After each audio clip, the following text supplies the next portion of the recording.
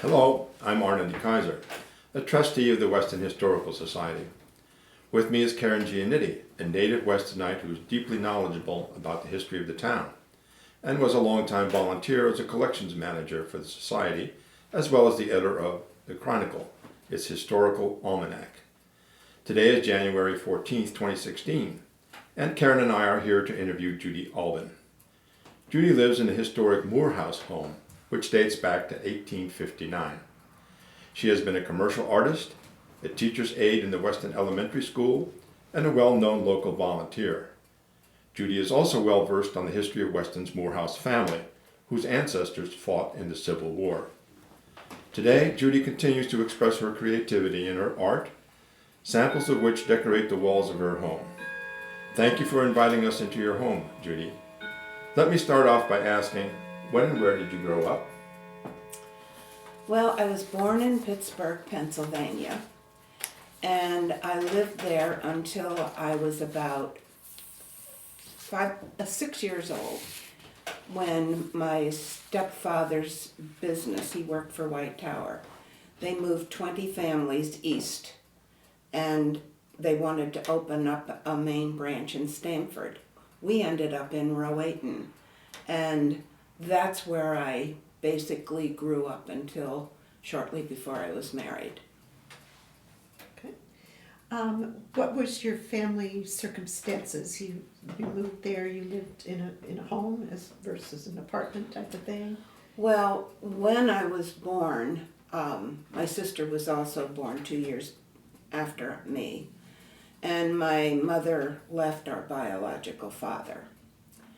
And before she married our stepfather, we went from place to place, and she had no way of financially taking care of us while she worked. And we did end up in an orphanage in Mars, Pennsylvania for a period of about 8 months until she married my second stepfather. And it was he whose company, he worked for White Tower, that brought us to Rowland, for which I'm extremely grateful because it was a wonderful town to grow up in. So you had one younger sister, any brothers? One younger brother, he was 10 years younger than I. He was born when we got to Rowland. And I was captivated by him. You know, I was 10 years old, and here's this brand new baby, like a living baby doll. Yeah. I was excited. What kinds of things did you do as a kid? Were you, did you just play outside? Did you have free range, like they call it now, free range children? Well, actually, in Rowland, we were fortunate because back in the 40s, 1941 was when we moved here, and my brother was born in 44. And Rowland was a very small community, and we were able to get on our bikes, walk all over town.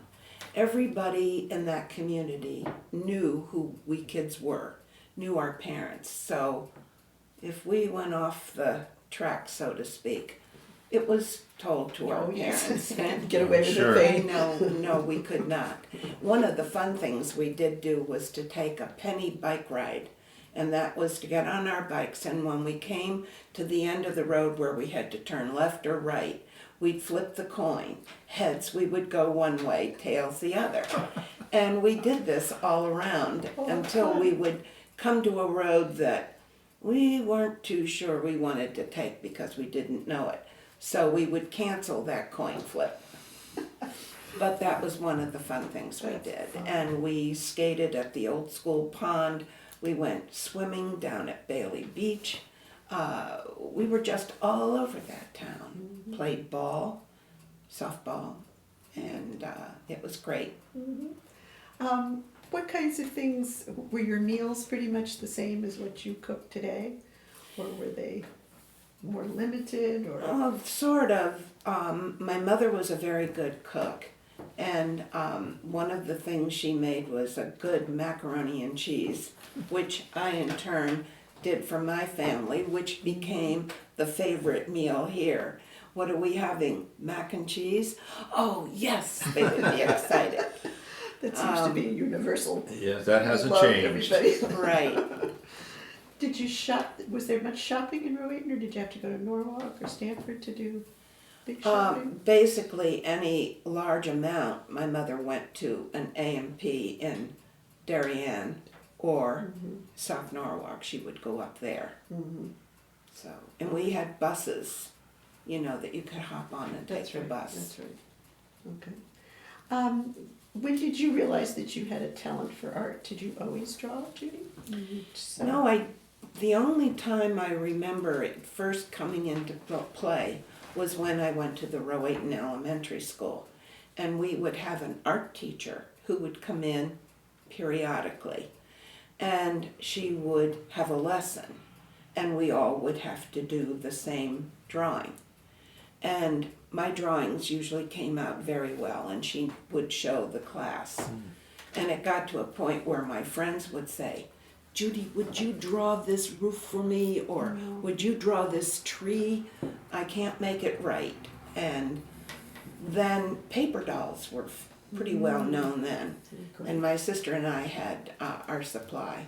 And I used to take my paper doll and lay her down on a piece of paper and draw the outline of a new wardrobe and color them in and cut them out, and it was wonderful fun. Oh yeah, McCall's used to have them every month. I know, And they're that was amazing. great. Did you go to high school in Rowayton, or did you, was that area? No, Rowayton only had elementary school up to grade 6. And then 7, 8, and 9, we got on a bus that took us up to Benjamin Franklin Junior High in South Norwalk on Flax Hill Road. Oh. And that's where we went for junior high.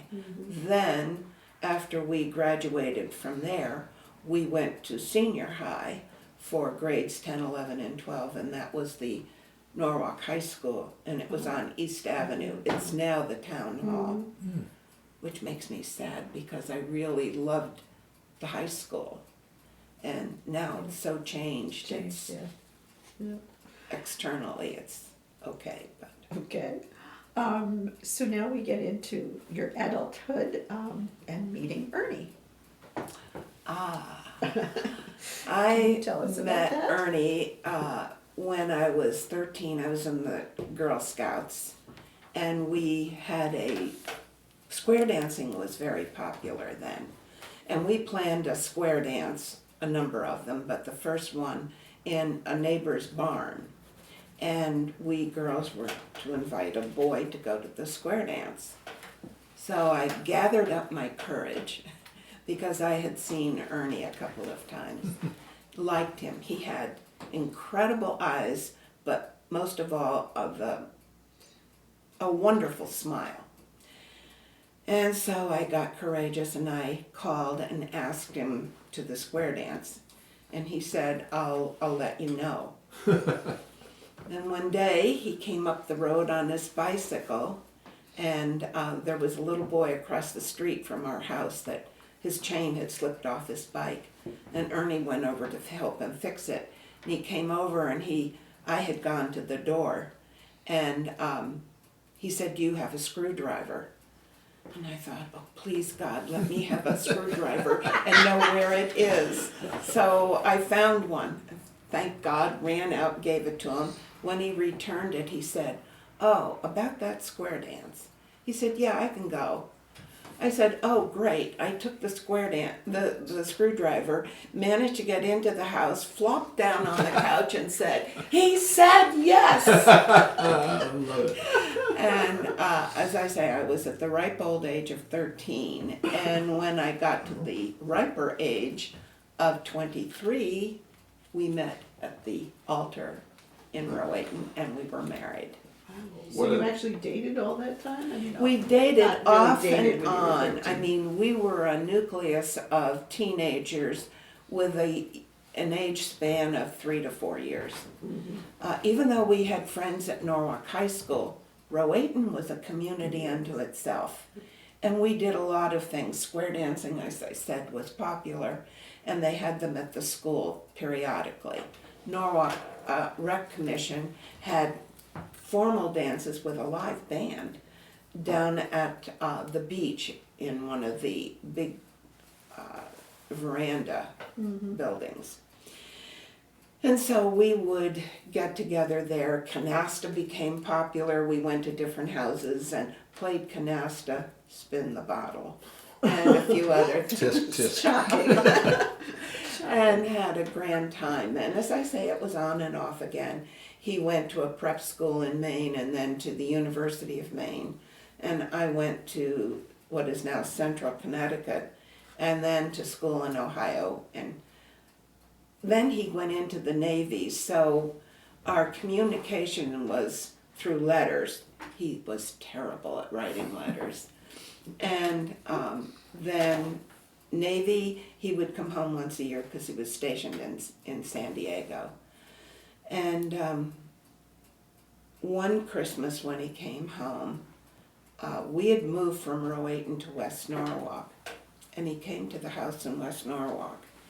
And we reestablished our relationship, and we had a party with all of our friends in the family room downstairs. And I didn't know, but he had planned on giving me a ring. And my sister came in with her boyfriend, and he had just pinned her. And Ernie didn't want to, ruin their hip hooray. So he waited, and I went up to the kitchen for something, and he followed.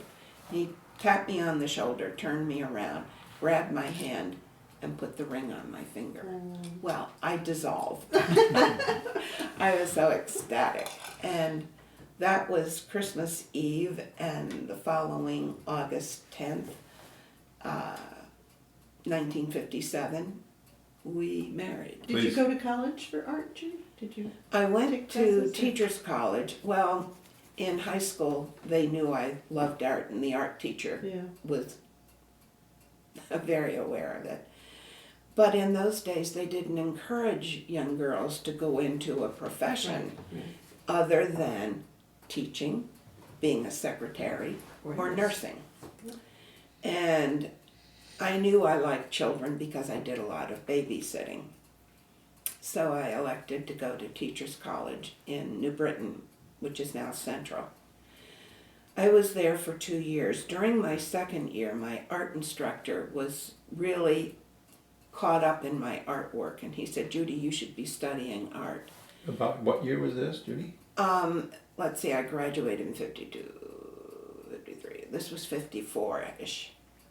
And he had graduated from Oberlin in Ohio, and so it was through him. Our minister in Rowayton, he and his wife both graduated from Oberlin, he from the theological seminary.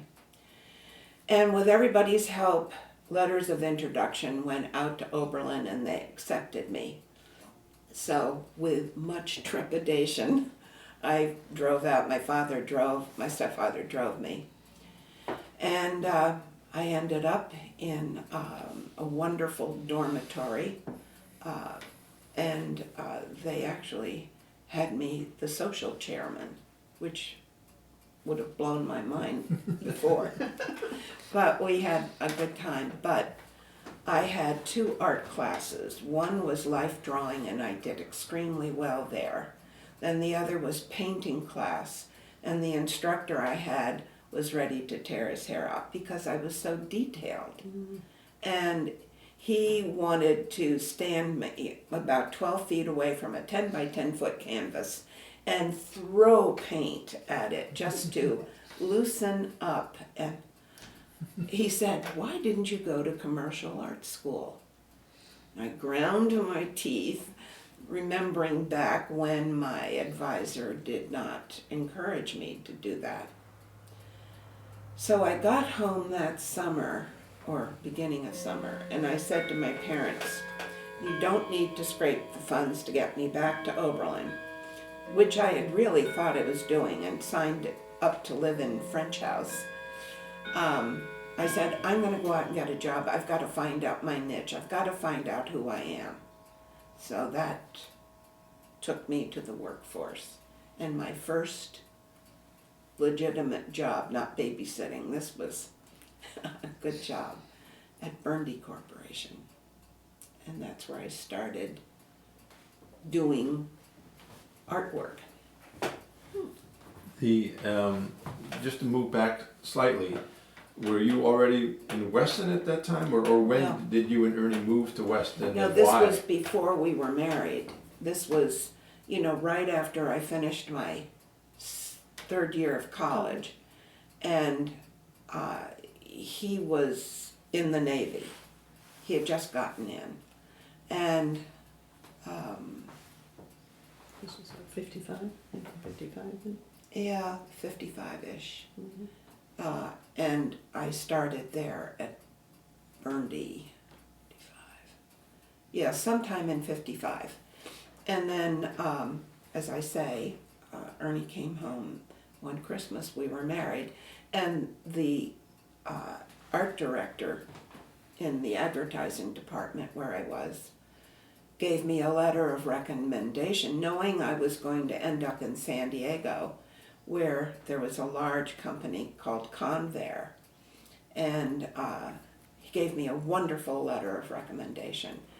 And so Ernie and I drove out after we were married, and in a brand new car that his parents gave us as a wedding gift. It was ratty. His dad didn't want us driving back in a rental car or a second-hand car, which Ernie was going to get. And so we had this brand new Ford Fairlane.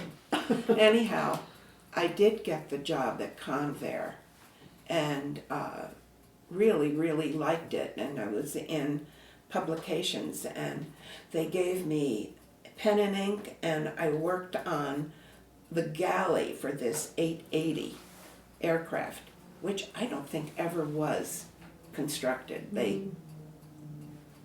I don't know. I don't know what happened, but I know I did something that I loved. And then came back east because my sister was being married, and I was expecting our first child.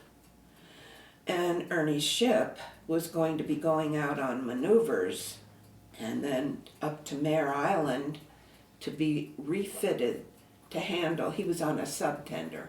They wanted to refit it to handle the new nuclear subs. So all in all, it indicated I should come home. And he was due to get out in the following November. So it was only for a short time. And then after he got out of the service, you both came back to Rowayton, and then you actually moved to Weston? What we did, we found an apartment, and because we weren't sure what was going to happen. And in the meantime, the family up here in this house was left. The only person left was Mary. And Mary, of the 3 children that Ebenezer and Nancy had, she was the only one who got married. And she married a Nathaniel Hill.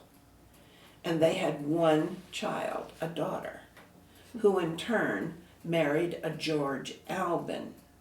They in turn had 1 child, and it was Ernie's father.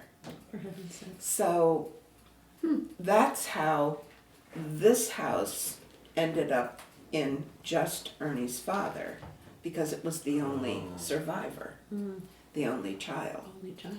And Grandma Hill, as everybody had called her, she was up here and she fell.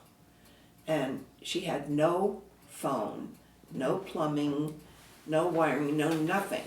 And she fell in the side yard. And fortunately, a milkman had come, and he heard her, she heard him, and she hollered. And he went next door to Elizabeth Morehouse, Minerva Morehouse's mother, where she had a telephone, and they called and asked for help. long story short, Ernie's parents decided this was not the place for Grandma to live by herself, so they took her to Rowayton. And she was there and passed away. Now, the house sat across from where it is now, and it sat on 170 some odd acres. This I was could- before you moved in? Oh yeah, well before. And the house was moved across, the house sat across the street on this large tract of land. Here, where the house is now, there were 55 acres. Ernie's father was the only heir to this acreage. And it was draining him because it cost him taxes, but no money coming in. So he decided to put both tracts of land on the market, which he did. The larger tract sold. Buyers were not interested in the farmhouse. They were going to tear it down. Now, Ernie and I were married. We had our son and just had, or were expecting our second child, when Ernie's father came to us and said, "Would you be interested in the farmhouse in Weston?" Well, Ernie had never been inside except into the room in which we're sitting right now. The family used it as their sitting room. They never went into the kitchen, Ernie and his family. They came up every Sunday to help the family with whatever they needed. And so when Dad offered the house to us, Ernie and I came up, walked through the house, and I said to Ernie, "We'll never need any more house than this. This is perfect." So we told Dad, yeah, we would be definitely interested. So his comment to us was, "We have to get it off the property it's on. And I'll pay for the move. You pick where you want the house to sit. And then getting the plumbing, wiring, heating, and foundation will be up to you." So that's what we did. And Judy, this was about what year then? When did you This move was, here? we actually moved in, let's see, Dad proposed this in early 1960. And we came up and looked. And then the house was moved. Now, I think you told me before that the whole house came as is, that there It with did. furniture and everything else in it. Absolutely. I have on the counter a bowl that was in the house. I've got pieces of china in the cabinet here that were in the house. That white pitcher that I adore was in the house and in the kitchen, and none of it was broken. They moved this house like it was a new child. That's all I can say. It was lifted up, came across the road, down the driveway. They had to stop at one point because there was a cedar tree that knocked out the first pillar on the porch, which was that far pillar, because it came down that way. Then they turned it around. This lift had a turntable that they were able to turn this house around, and then they set it down on the foundation and removed the big beams. It was fascinating. We had a whole bunch of people out on the road that came to watch this maneuver, They're amazing. and it was incredible. So now you find yourself in Weston and raising your children, but at some point you went back to work. Tell us how that story happened. Well, when my oldest was in first grade, his teacher sent home a note with him telling me that there was an opening down at the school, and would I be interested in finding out about it, and then if I was interested, would I apply?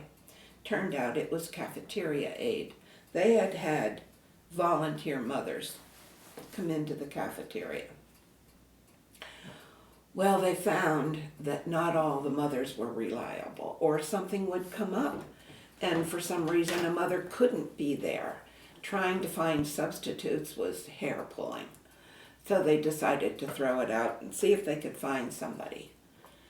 And when I found out what it was, that I would be monitoring about 165 kids in a cafeteria, I thought, oh no. But I thought, I'm going to give it a whirl, because I was full of house care, laundry, kids, repeated day after day after day. And I knew there was more to life than this. So I wanted to taste it. So I said, yeah, I applied for the job, and I was hired. And it turned out to be a lot of fun. There was a PA system, and I could use that to remind some of the kids what they were supposed to do. But I also found it was a tool that got them under control, because I would say to them, the first group at a table that is sitting quietly and all cleaned up can come up and use the speaker to do riddles and knock-knocks. Well, they thought that was the coolest thing. Clever. So then it was who was going to try, and we can't help it. We were the last ones here, and sit quietly, be quiet cleaning up, and you could still be chosen. And it worked well, and I will never forget this, that one child came up and used the speaker and said, "What do you see when you look through the knees of the devil?" Nobody could answer it. So I looked at him and I said, "You'll have to help them."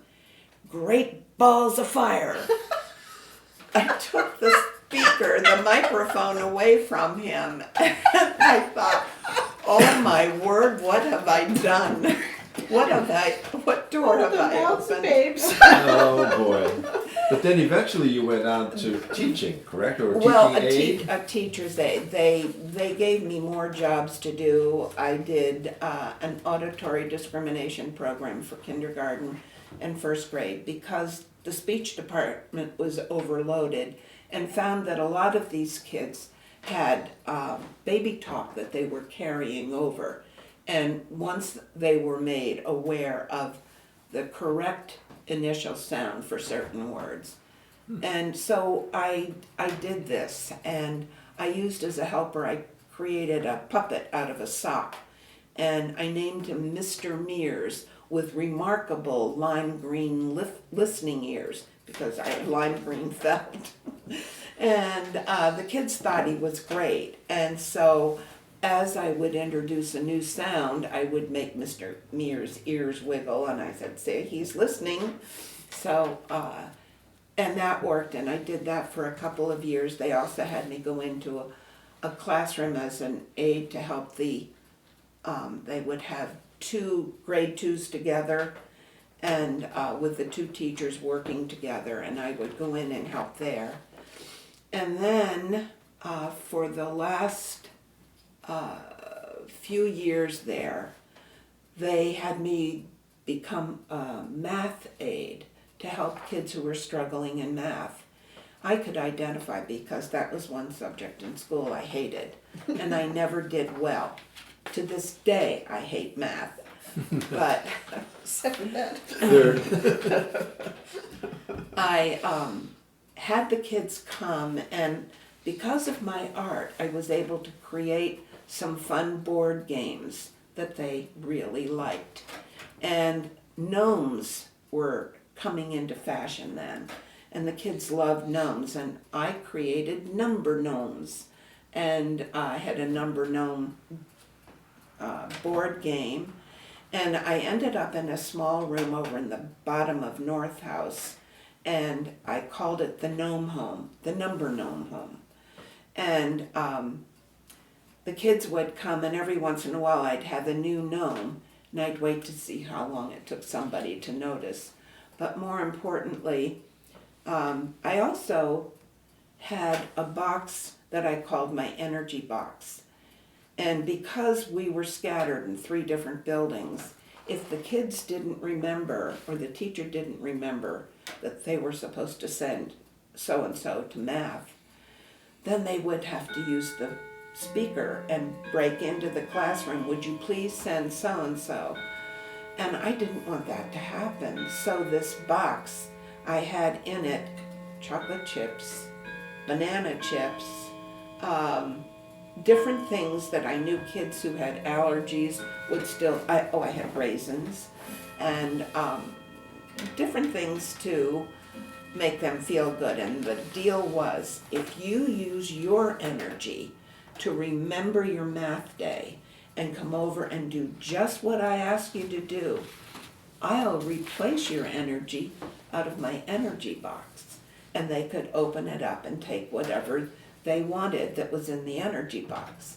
They thought it was great. One teacher came to me after a few years of this. Judy, you've changed the status of supportive math. I've got more kids saying, when can I go to Mrs. Albin's math class? So that was good to hear. That was a feather in my cap, so to speak. Yeah, that sounds great. Yeah, yeah. But you continued your hobby as an artist during all of this? Yes, because once the teachers knew I could draw, then it was, could you do something? Could you do this? Could you do that? Can you help with that? Mm-hmm. I know Grace Art, or one person that sticks out in my mind right now, she was teaching the kids about wildflowers. And so she had me draw wildflowers, and one on a page. And then the kids would color it in, learn the name of it, and print the name on their book. And then they would have this book of wildflowers. Did you have any time to do your own artwork? You were pretty... I Sounds like you're did pretty some, busy. but not as much then when the kids were young and I was busy over at the school. Mm-hmm. We had kids active in sports, and so that took a lot of the time too. So my art as such was in sewing something for my daughter for Christmas, or Ernie and I would make something for one of the boys.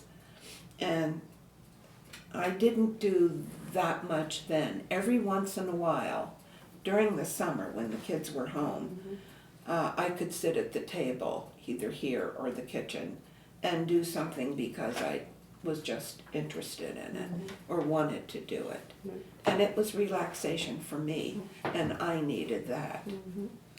So your interest in history, I know you said coming to this house and learning about Ebenezer instilled this interest in history and then into the Yes, Historical but Society? the interesting part was we really didn't know how very interesting it was going to be until after Ernie's father had died. It was in 2001 or 2002 when Ernie's mother said to him, there's a box in the attic. Bring it down because I think you and Judy should go through this. It's material that we took out of the attic in Weston.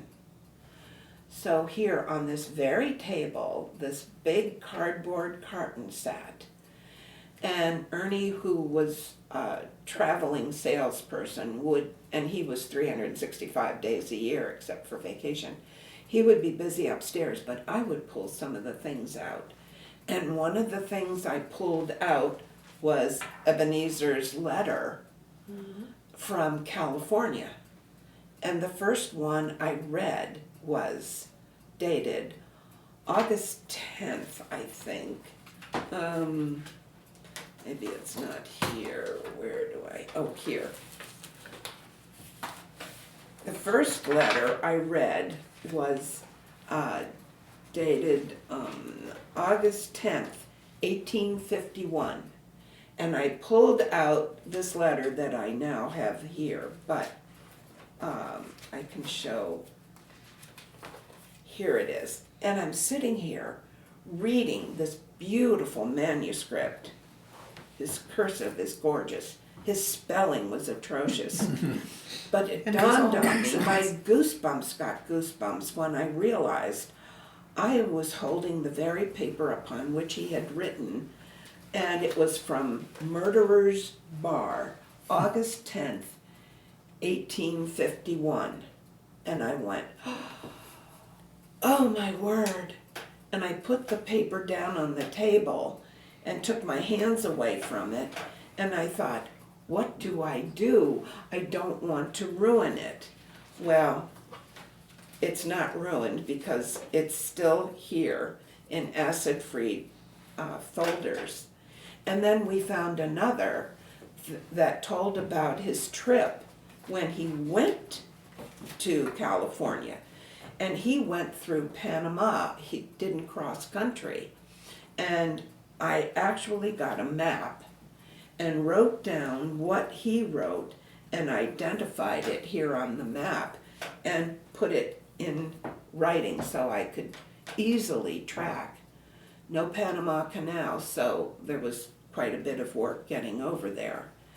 And then he arrives in, I finally arrived in the Golden State, in the wonderful city of San Francisco, or the Golden City of San Francisco. And it took a while, many years before I researched Murderer's Bar, because in my mind, when I first read it, and I just let that be, I had always heard of stories in bars, drinking bars, where men who found gold would fight over it and they would knock each other silly, they would still steal each other's gold and or gamble it.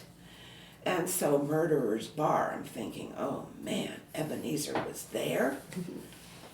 Then, because of a field trip to the Coley House, and actually it was the post office, yeah. when I had this letter pinned up on the board, and I told the kids, when you go in to the post office, you will see up on the board a letter, 3 letters, that are dated 1851, and they came from California. One of them says it's from Murderer's Bar. And they just looked at me with their... And I said, but I'm not going to tell you about it. You tell your teachers and see if your teachers can find out for you about Murderer's Bar. In the meantime, this person had to find out. So I Googled Murderer's Bar. And it was very simple. Where he got to the American River, there was the North Branch, the Middle Branch, and the South, and he went on the Middle Branch. And the mountains, the water would cascade down, hit a level area where some of the soil would collect, and then it would cascade down another and down another. Well, at one of these locations, there was a pile of bones. They weren't animal bones. Well, not wild. They were human bones. And so they deduced that there was quite a fight over gold, because that's where they would pan for the gold, in this soil. And Ebenezer was there, and he found good gold in Murderer's Bar in that particular area. And he sent it home, and he was out there from 1851 until 1859. He was 21 when he went out.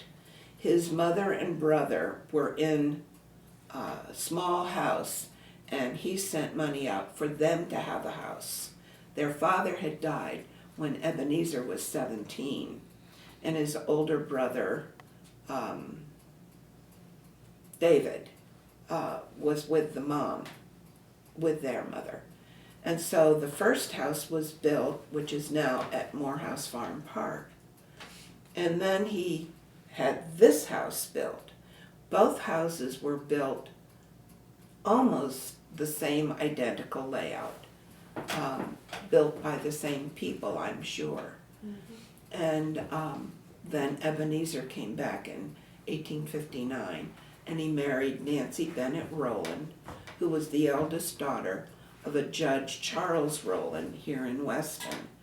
And I assume that they knew each other earlier, and when he came home, he reacquainted, and they were married, and then the 3 children. All right. You mentioned that Ebenezer had sent back gold nuggets, and you were able to get access to them for some use in the schools. Right, well, this is what, well, when we got the material from Ernie's mother, we didn't get the gold at that time. That came much later. And when we did get it, at this point we were ready to start a field trip with second grade. One of the second grade teachers started a program, Weston Then and Now. And it was wonderful. And based on that, we used that theme, bringing the kids to the Coley House, because we talked about how they lived now and how people lived then, a long time ago. And the Coley House is now part of the Weston Historical Society's grounds? The Coley House was, yes, it was already part of it. So when we had the field trip, I would show the children a picture of the farmhouse and ask and tell them this was 150 years ago. Your house, does it look like this? What don't you see, or what do you see here that you don't have at your house? And did the same thing with the school. And the school picture I had shows kids on a roof and kids outside. How is this different?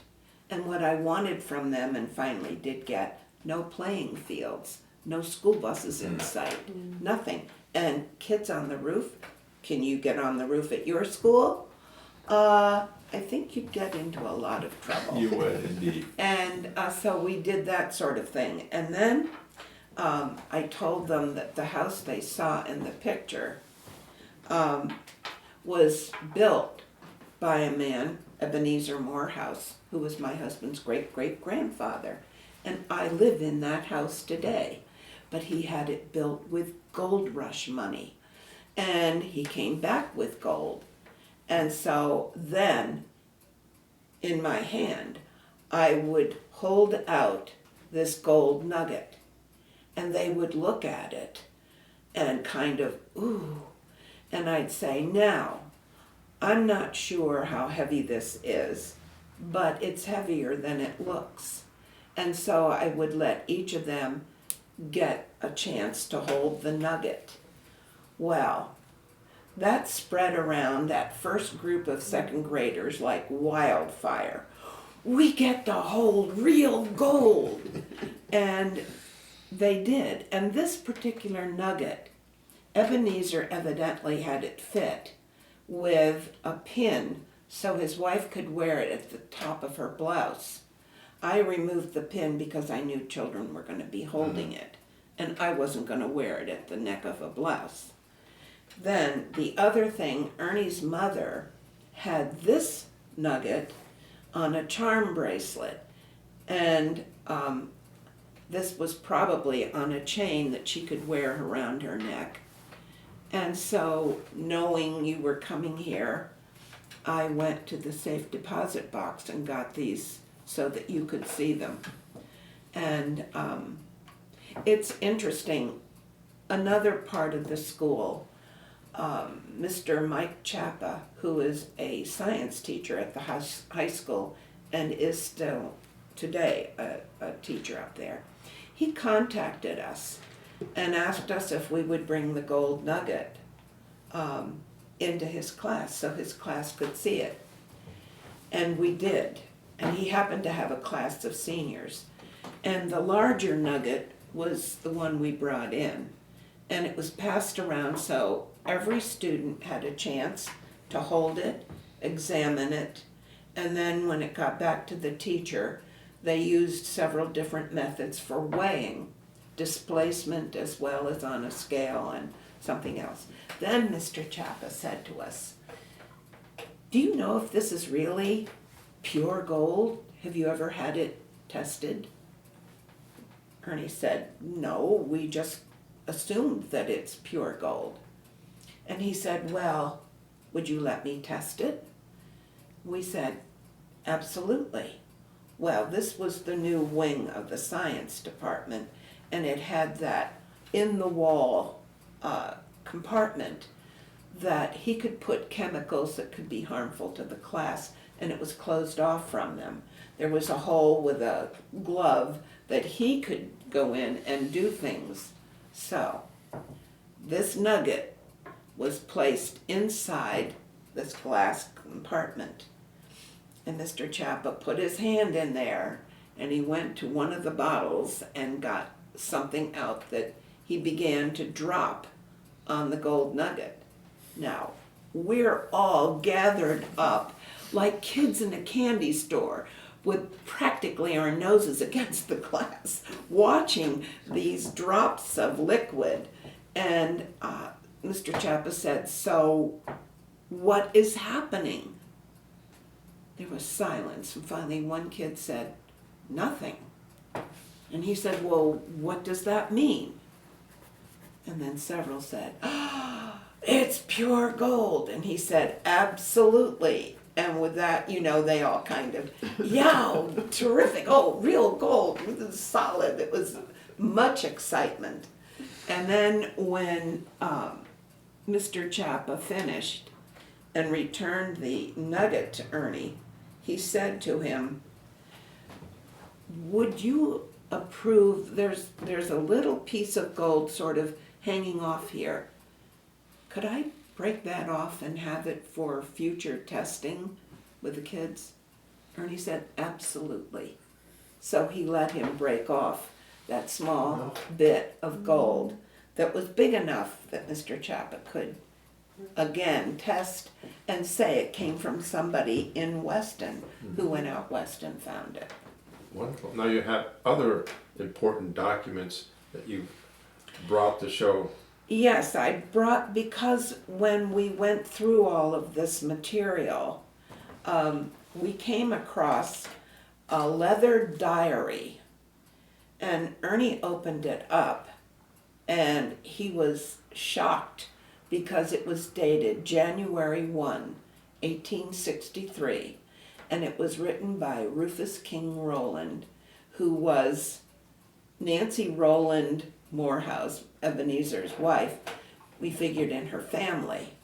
And at age 17, he went into the Civil War.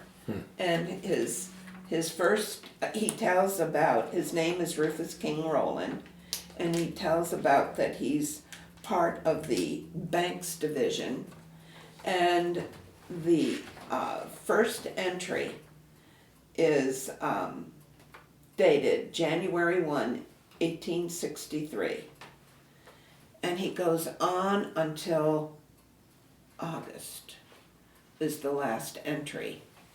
And in the course of his describing and he writes about every day, he tells that there's dysentery in the division he's in. He's down in Louisiana. And he talks about digging up turnips and sweet potatoes in fields because they have no way of, refrigeration. So they hunt for food as they travel. Anyhow, there's one entry that moved me immensely. Is it okay if I read this? Please do. He talks about the weather just about every day. He said, cloudy and hot. Got off the cars again this morning and cooked coffee. Don't know whether we are going anywhere or not. On guard all night, and on the evening. In the evening, I happened to think that it was my birthday, and there I was on guard duty in the rain. And that hit my heart, and I thought, oh my gosh, he turned 18, and he's by himself on guard duty in the rain in some forsaken place down south. That really, really bothered me. And amid the horror of the Civil War. Oh, yes, amidst that. His last entry is dated August 19th. And he writes in pencil this time. Most of them lately in this last part are pencil. And he writes one sentence, and then he writes the, and another letter, and the pencil slides down, and there's no more entry.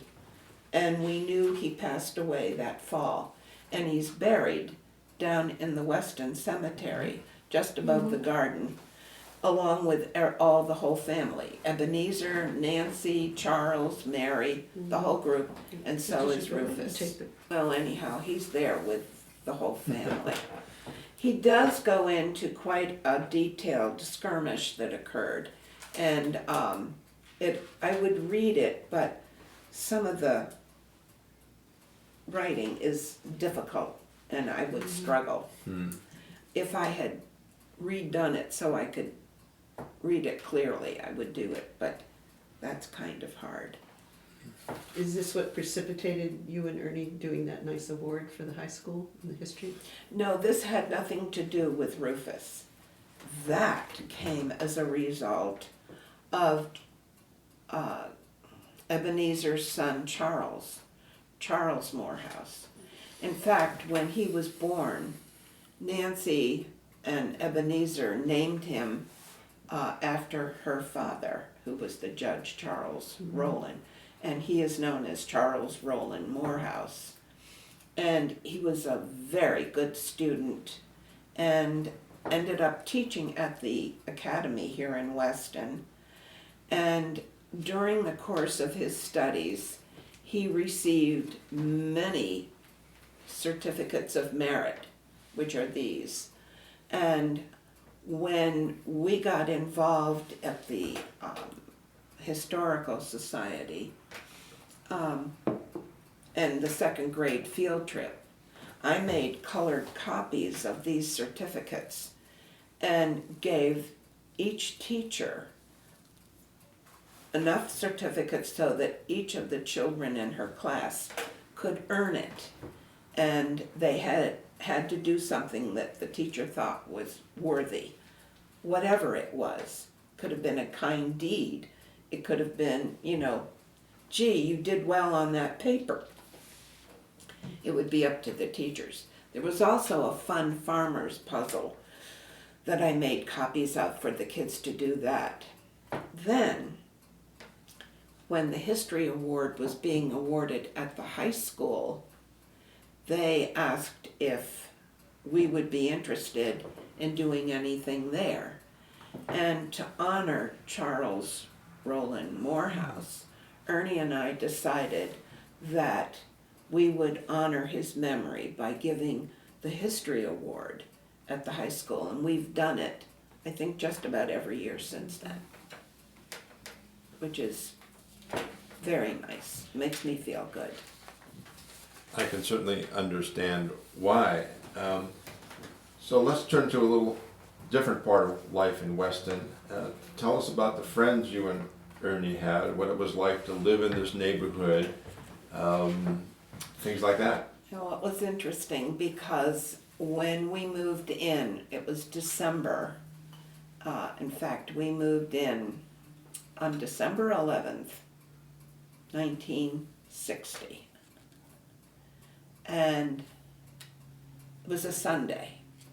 And the last few pieces of furniture that were brought in, snow was falling on it. The next morning, Ernie got up to go to work, and he drove up the driveway. This is still our Ford that we had. And he was like a snowplow, and he couldn't get the car any further. So he got to stay home that day. And we had no neighbors except really the Morehouse family across the way. And Blue Spruce Circle had just been started, and it got to the top of the hill. And there was a family in the first house up there. And that's all there were. Well, that spring, a friend of mine from Norwalk came up to visit me. And we had coffee sitting in the kitchen. And she said, "Judy, how can you stand it living up here? There's nobody, no one around, nobody to sit and have coffee with." I said, "Carolyn, I love it. every single window I go to, I look out and see God's greenery. I don't see any other woman's laundry flapping in the breeze. I don't hear any other mother calling her kids. And I said, I've got nature and I love it. She thought I was balmy. Well, not long, Blue Spruce Circle grew. And what happened, as each new family moved in, we would have either with the mothers, if they were home, sort of a luncheon or a tea. And then just so they got to know who they had moved in with. Bit by bit, that got to include husbands and wives, and we would have weekend parties. And whether it was the holidays or just the doldrums, it's been so bleh. How about coming down Saturday night? Friends of ours on Blue Spruce, I got to know very, very well, the Brookover family. And Margaret was like my sister, my right arm. She was always there when a crisis occurred, and they happened. But many times she would call and say, Judy, what are you cooking for dinner? Like on a Sunday, what are you cooking for dinner tonight? And I'd say, oh, I'm not sure. I'm probably going to throw some minute steaks on. Well, bring them up because we're going to have the grill going. And so I would take what we were going to have for dinner and add it to their meal, or vice versa. I would call and say, what are you doing about dinner? Oh, you're making that? Well, bring it down and we'll add to. And so the Brookover and Albin families were very tight-knit. But it grew to other families too. And it was a wonderful neighborhood. Then it got, over the course of years, got bigger and bigger. People moved away, and the people who moved in weren't interested in connecting. And we sort of lost that intimacy for the most part. There are still some people that we keep close tabs with. But basically that's it. And growing up, having my kids grow up in Weston, it was fantastic. The kids could go out and ride their bikes all along up on the circle, down Valley Forge. I never worried about them. Today I would never let a child ride on a bike other than where I could see them. Ernie and I bought an above-the-ground pool and put it in. Nobody on the circle had a pool. And so I made up this invitation and put it in everybody's box and invited them to come down to the pool. I didn't know that what I ended up doing, it was like somebody had put a sign out front, summer day camp for boys, because it was mostly boys. And this house just rocked with kids. And then we would have parties. This chandelier that was raised up. This table was taken apart, stored in the laundry room, and we would dance. We had some people who played guitar and sang, and we had live music. And if it wasn't at this house, it was at Brookover's, it was anywhere up on the neighborhood where there would be a party. And we had the guys play their guitars, and we just had the best time. How about some of the other people you knew in town, some of the people who volunteered or were selectmen or others that stand out in your mind? We would see them, but we did not socialize so much with them. One of the things that did help keep, though, a connection with them was that Ernie became a member of the fire department and an EMT person. And so there would be affairs dealing with them, and we got to know more of that personnel. And the fire department used to have their fireman's ball once a year, which they don't do anymore. They stopped that a long time ago. And but so we got to know them through that. And then church. We became members of Northfield Church and got to know people there. Our kids went to Sunday school. They went to confirmation class. And then my job at the school, I got to know some of the parents through the schoolwork. And so we did get to know them, but our tightest social was really here for the most part.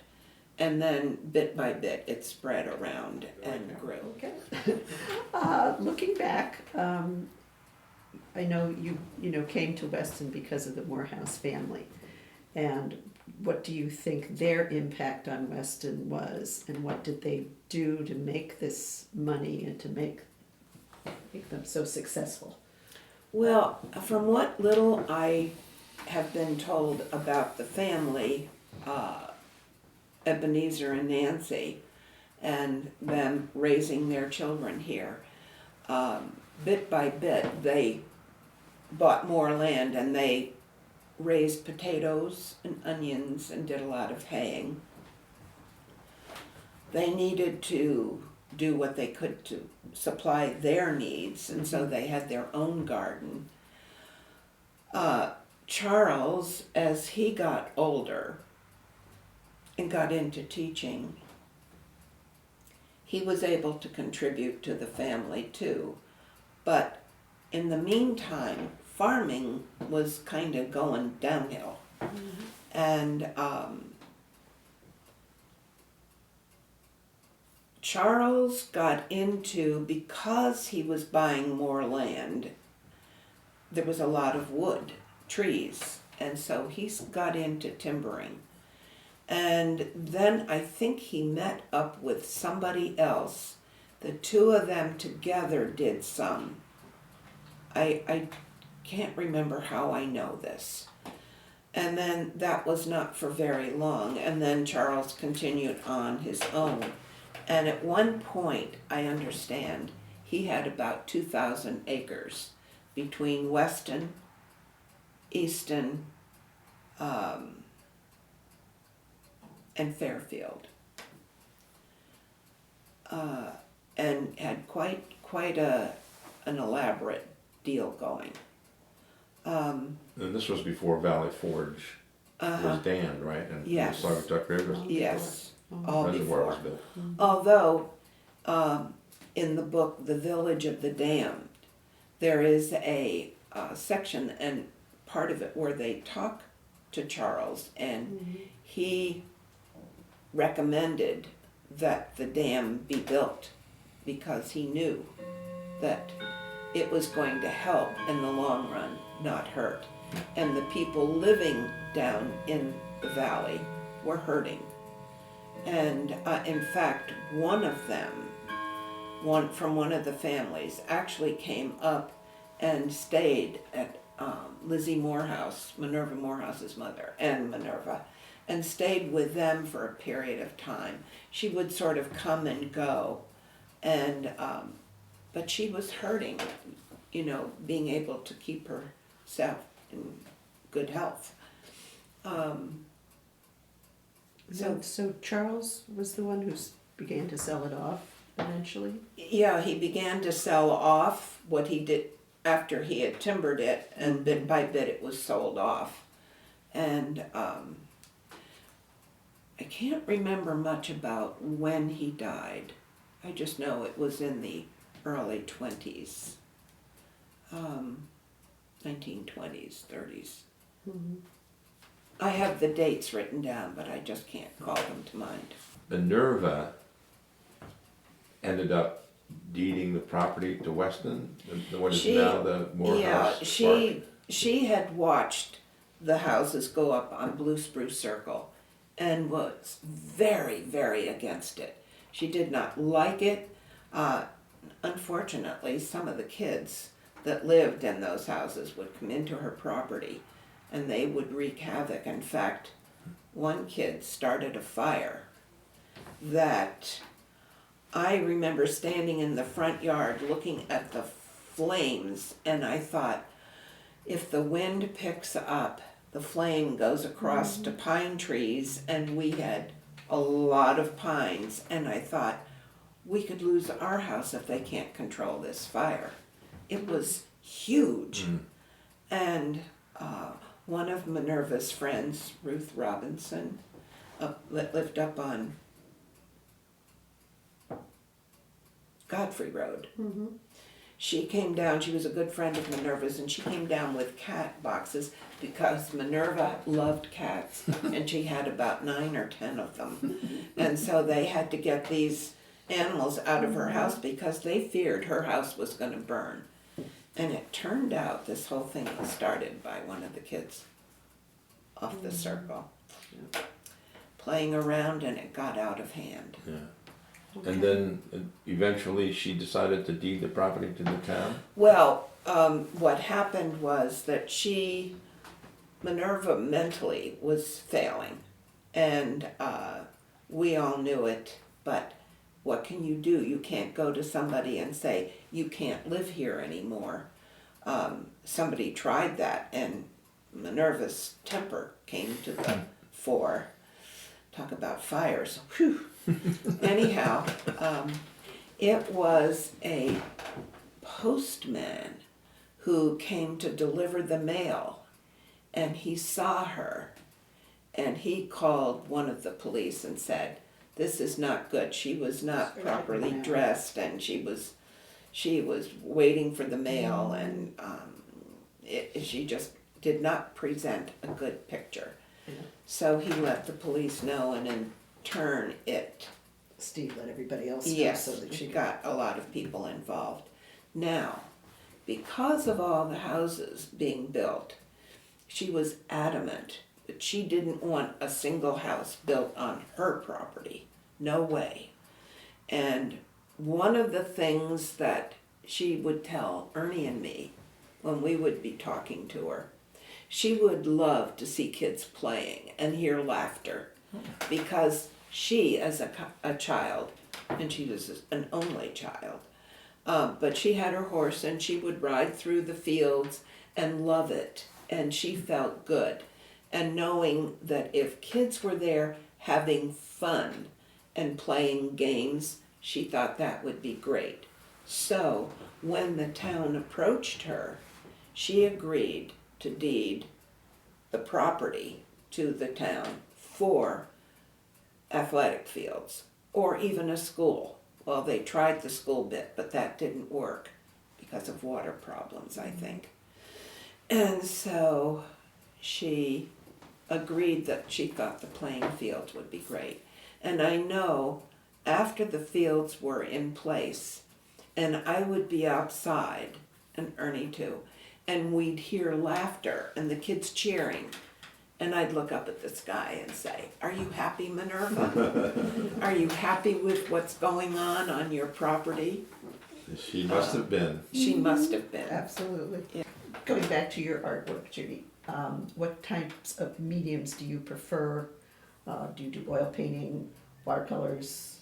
I think you do everything, but Well, interesting that you ask, because oil paint is the one medium I stay away from.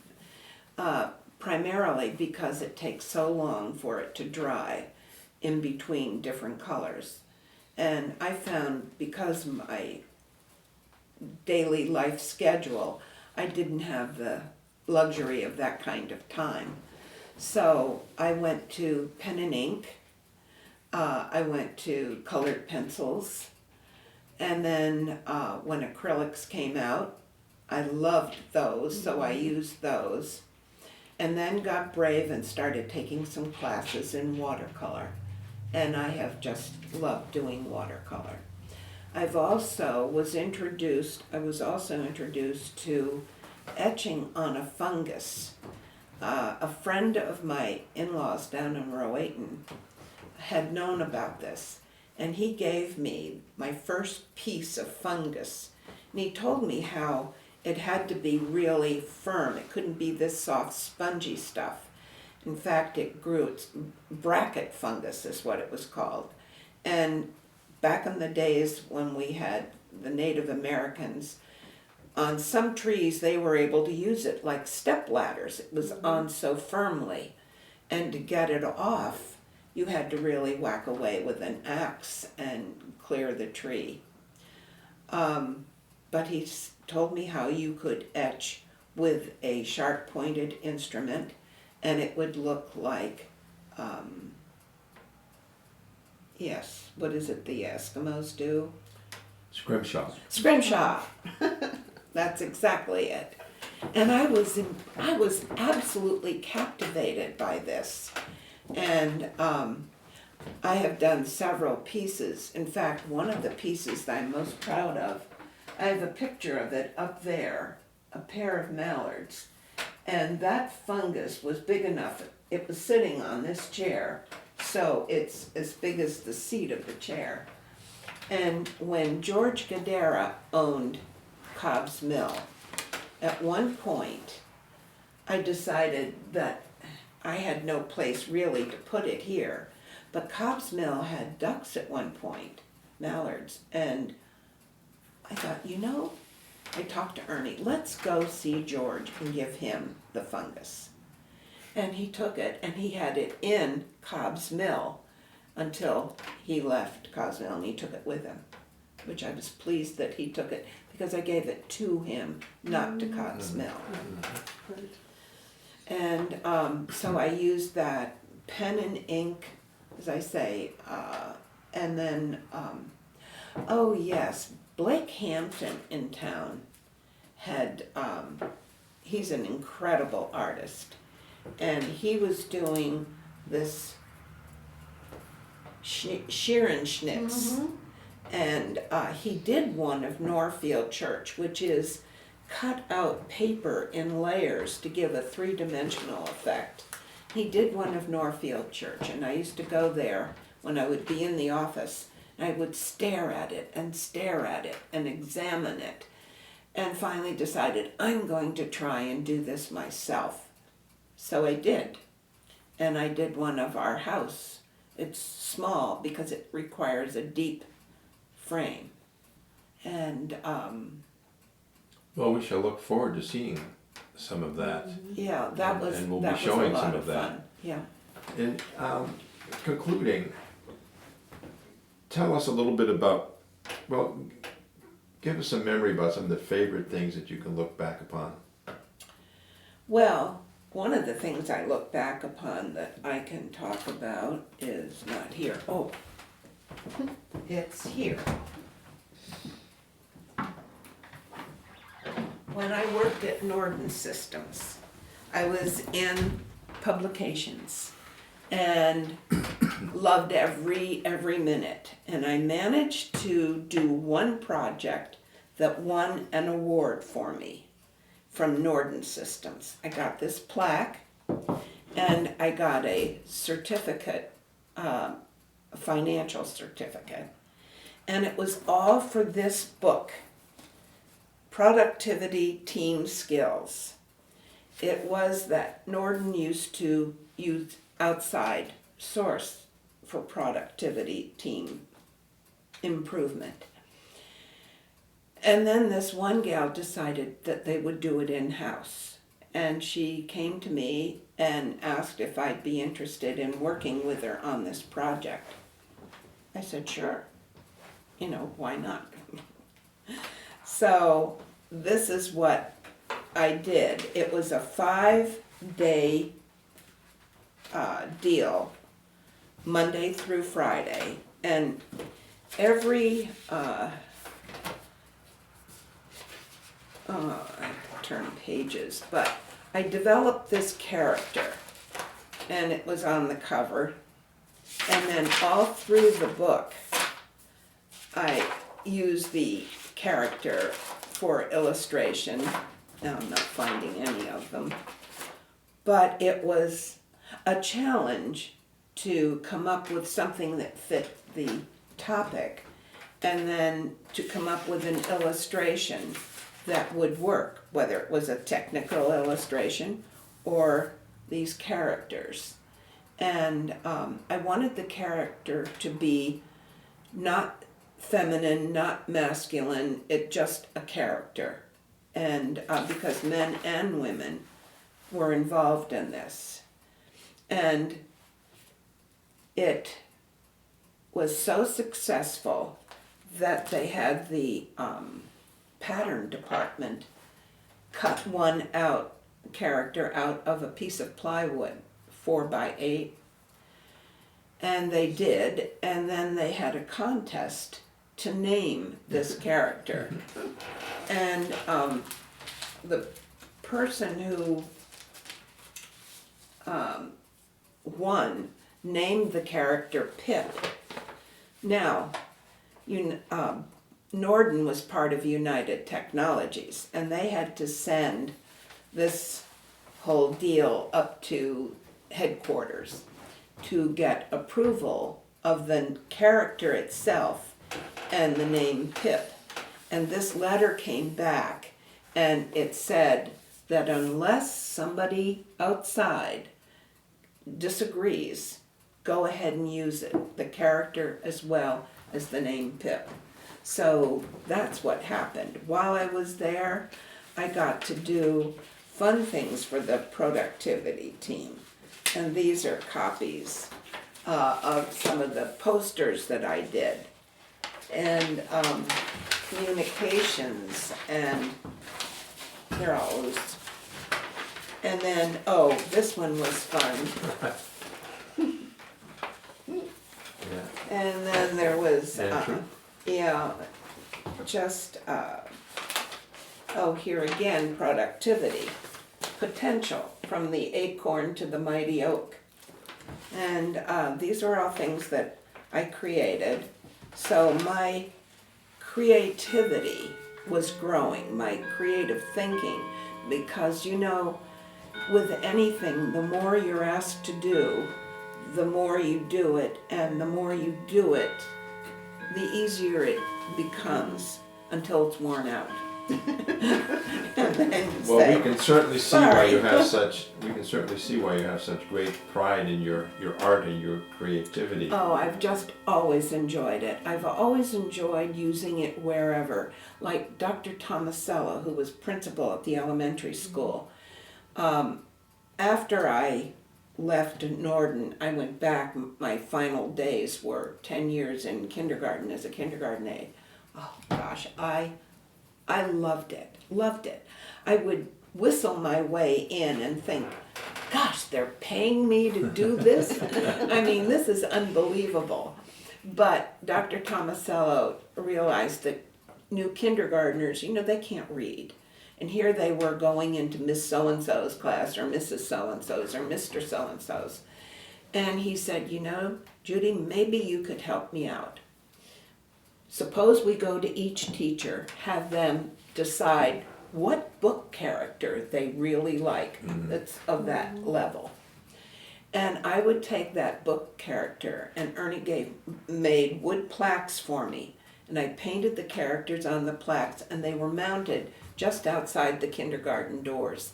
So the kids got to know, oh, I go to the class with the big red dog. I go to the class with, and it worked. And he was so pleased with the result that it helped the kids. Well, you've given us a real great glimpse into your creativity and your work with children, and you as a teacher, and Your love of Weston and its family. Absolutely. All Oh, this gosh, stuff. It's just yes. amazing. so now leave us with a few words of wisdom. What would you tell someone growing up today, or some thought? Just very simply, follow your heart. What makes you feel good, and is going to create good, and make you feel proud of having done it. That's, what else can you say? We all have to work, we all have to live with one another, we all have to contend with things, and so just do the best you can and do what you love doing, and when you make others feel good, that makes you feel good. Well, that's wonderful. Thank you, Judy. Thank you very much. It's been wonderful. Wonderful, wonderful.